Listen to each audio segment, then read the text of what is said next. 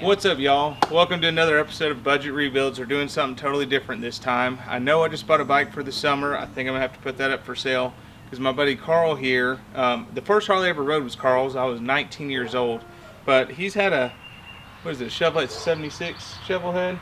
He's had it sitting for a while. He's lost interest in it. We're not going to talk numbers on this one, but he's lost interest in it, and so he asked me if I want to do it on the channel. I think it's the perfect bike. It's been sitting for like 6 years, something like that. Pretty close. We'll just have to go through it and see what's up with it. It's everything's you put an oil pump or something? It was a basket case. Oh, it was a basket case. Yeah, so it's been together. totally. He's redone the whole bike, but it's still been sitting. So we have to go through the carburetor and all that other stuff. Put a hot battery in it and see what all it needs from there. But I think it'll be an interesting video to do. So he's got another toy too. He's got a cool panhead chopper. Let's show you the bike. Let me go ahead, Carl. That's my 65 pan. So it's a 65, and these didn't come with electric start either, right? No, I built this bike from scratch. I made the fender, the seat, modified the tank, took two frames, put two frames together, made one. The oil tank is two fire extinguishers from a Ford dealer. Is it that really? I put together. The foot controls are foot controls from my buddy's 35 Ford that I modified. 32 Ford taillight. It's nifty as hell. Yeah. It's got a springy seat on it too. Yeah. Yeah, that seat was, I made it out of a piece of aluminum from a bread truck that my buddy stole the motor out of. The springs would probably work for you, probably not so much for me though, right? No, they're for, 150, 60 pounder. Yeah. So here's what we came here for.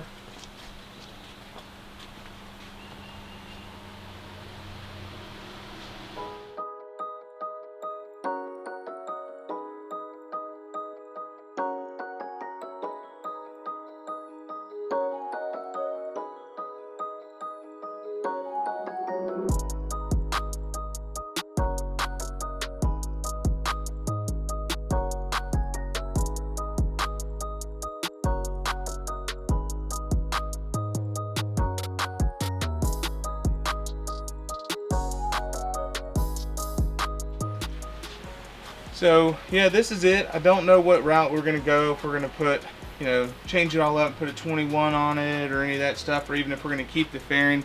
I kind of want to do like an old school look and just do like a seat sitting, a low profile seat. Maybe go with do away with the electric glide style fairing, or maybe keep the fairing. I have no idea. I don't know really what route we want to go yet. I guess the first order of business though is get it on out of here, get it on the trailer, and we'll get it to the shop and get it running first. I guess first and foremost, that's what we got to do. So we'll go ahead and get it unstrapped, start loading it up.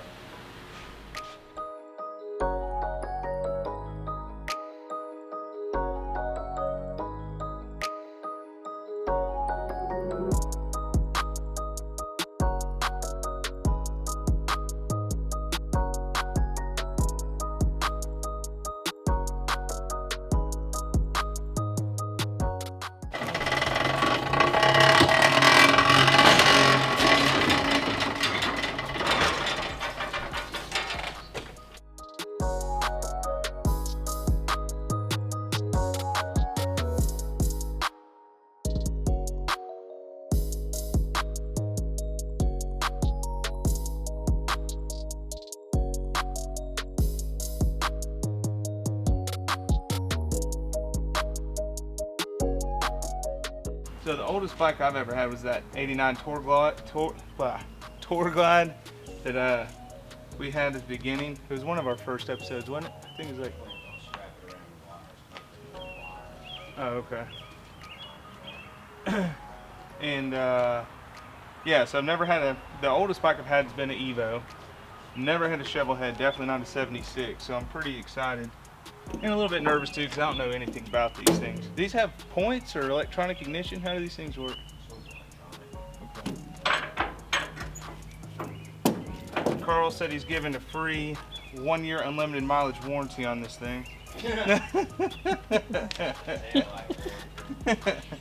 will help if you need it. I think I'll be okay, I hope. We'll see. Gather up some more little missing parts like a console and stuff like that.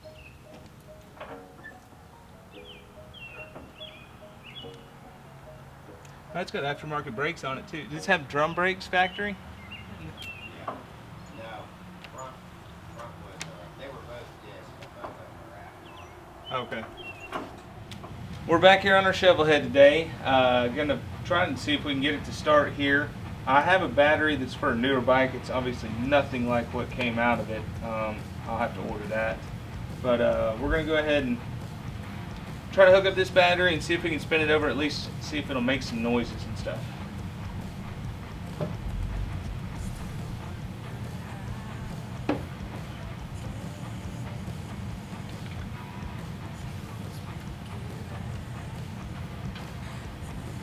This stuff will reach. It may not reach. Damn it, man. It's not gonna reach. Well, we can use a jump box. Yeah, the wires aren't going to stretch and work for that battery, so I'm just going to try to use the jump box here and see if it'll power up. Oh, on a side note, the batteries in these things kind of sit, see how it's like tilted back? Well, usually the battery tray is square, so it looks weird, like the battery's in it. He made a dang cover so it looks like it's flat with the ground. You know what I'm saying? So it's not goofy looking. I don't know if I can put that in there or not, but it is pretty cool. You made it? Mm-hmm, like, Tig did up himself and everything.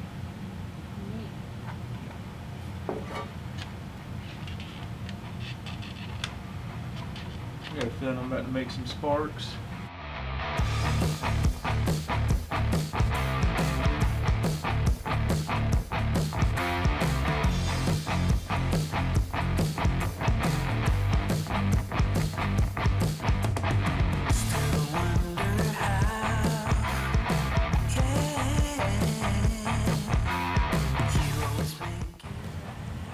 I got on reserve, I squirted some gas in there. I have no idea if it's actually going to the carb or not. I'm just gonna try to get it to spin over anyway before it fires. We'll see what it does from there. That's choke off. It's a little gummed up. That's choke on. Let's see if anything happens. Got a headlight.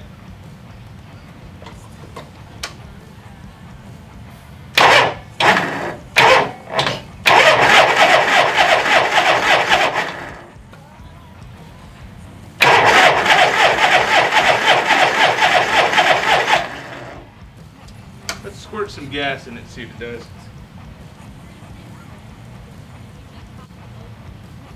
I hear something.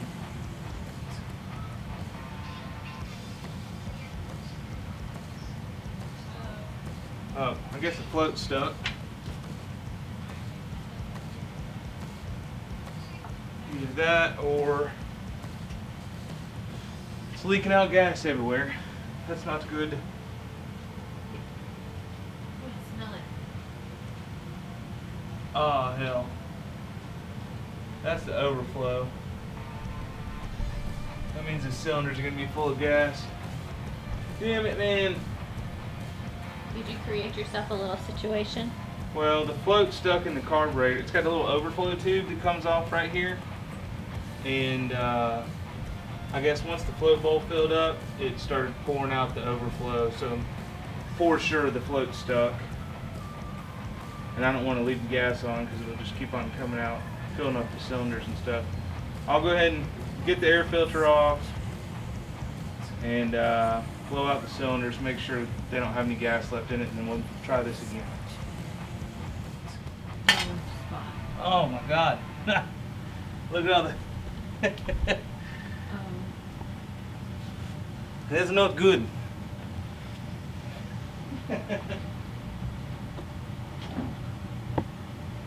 So, I didn't know it'd be coming out that fast. When Harley sit, I think I said this before, but when they sit, especially these old ones, all the oil goes down, seeps by the pump, and goes into the bottom of the case. Well, these are dry sumps, and there's no way to drain the oil. So when I spun it over, all that oil that's going through there came out of the sump, or came out of the sump and is coming out the vent right here onto the floor. So, all right, continue on with the carburetor.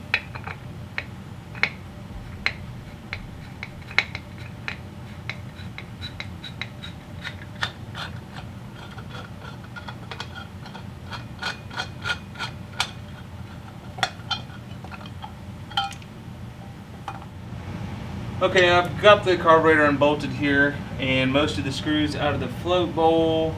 I think I got to take one more out of here too. I think it's that one. I haven't taken an S&S apart in a long time.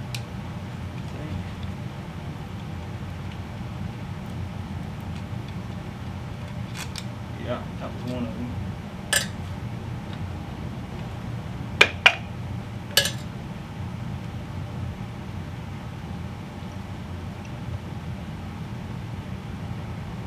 It's definitely got some gunk in it.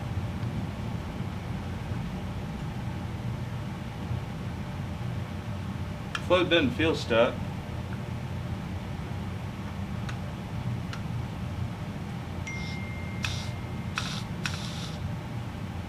I don't know. I'm gonna go ahead and clean it out, get everything out of there, and put it back together and see what it does. Well, I really didn't get too much stuff out of it, but it may have had like a little piece of rubber or something in the fuel line that got stuck in the seat that let it overflow. Anyway, we'll go ahead and put it together. See what it does.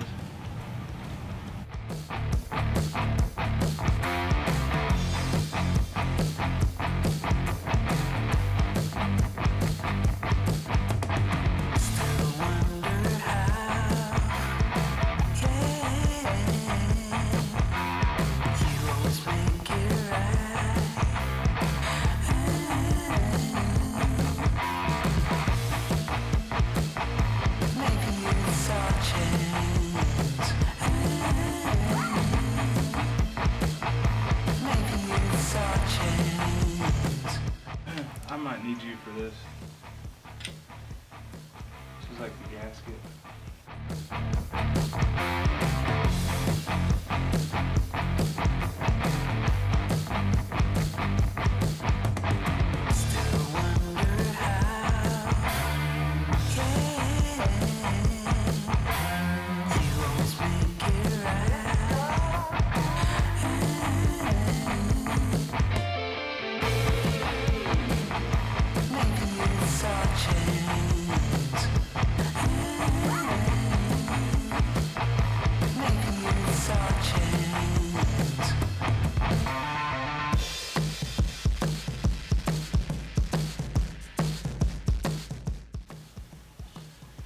Go ahead and slide our fuel line back on here, get it snug back up, and then cross our fingers that it does not leak.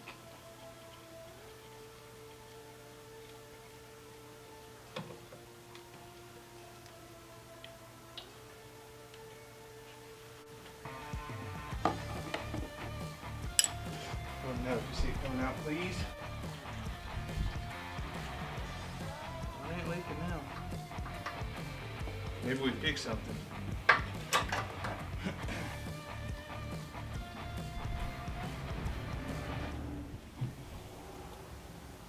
Okay, I'm gonna go ahead and throw this air filter back on here, just in case it does backfire. It doesn't try to start a fire or anything.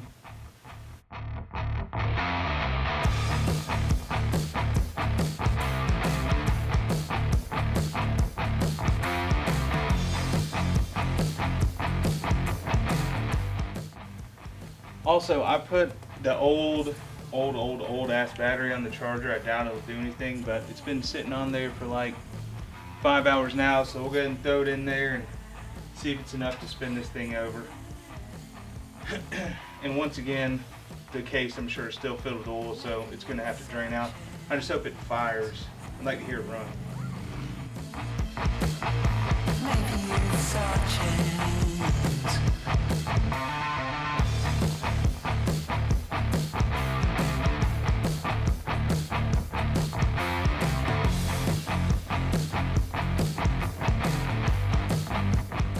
Okay, attempt number 2, starting this thing. Still got a little bit of gas leaking out, but the float's not like completely stuck where it's just dumping out everything. Choke's on. Here we go. I think it's a neutral. Oh, still not doing anything. Is that light on? No. That battery's toast. All that for nothing.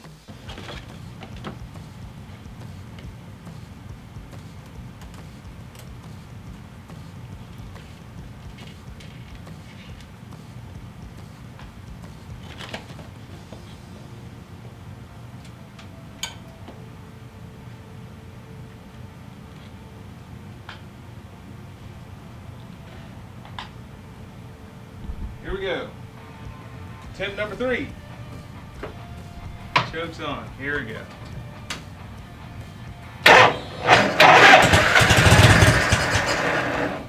It started.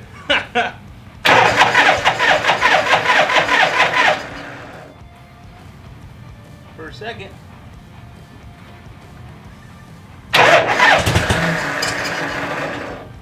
Starter makes some noise though, doesn't it? It sounds a little rough.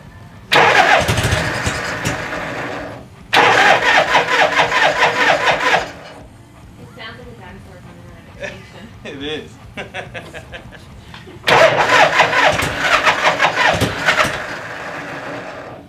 turn the gas back on, maybe.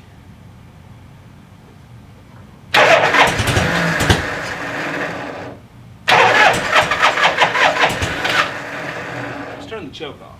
I don't know if that's going to matter or not.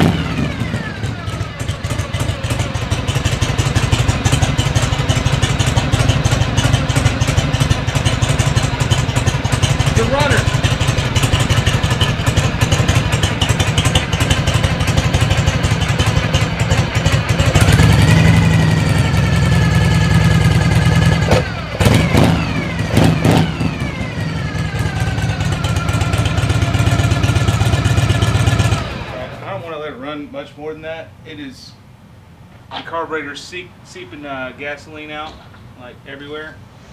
So before we burn it down, we'll go ahead and shut it off. At least we know it runs. It actually runs pretty dang good too. Like it held idle right off the bat and everything. So now I'm not afraid to start spending money on it, getting some cool stuff coming for it. Don't know what we're gonna do with it just yet, but any ideas or suggestions on what we should do to it, leave them down there in the comments if you have any ideas for it. It's the oldest bike we've ever owned by a long shot, so I don't even know what all our options are. Alright, you guys, don't forget to give us a thumbs up for this video if you liked it, and if you haven't already, subscribe to our channel. And hit that notifications bell so you can see when we post our next video. On this one and the next video, we plan on putting a battery in it, get the car rebuilt, and actually taking it for its first ride in 8 years? 6 years? No, it's been 8 years. 8 years. See you guys on the next one. Thank you.